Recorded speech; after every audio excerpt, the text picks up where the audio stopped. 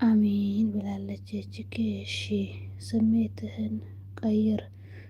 ዱንያ የፈተና ሀገር መሆኗ ህይወታችንን ትርጉም ባለው መልኩ እንድንመራ ያደርገናል። እዚህ ፈተናዎች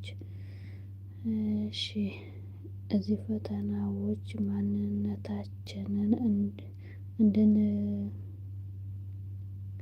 እንድንገነባ እንድንማር እንድናድግና የአላህን ውዴታ እንድናገኝ እድል ይሰጠናል። ፈተናዎች ባይኖሩ ኑሮ የትዕግስትን የምስጋናን የይቅርታንና የርህራሄን ዋጋ ላናውቅ እንችላለን። ላይ ቦረና ወግዲ ነኝ።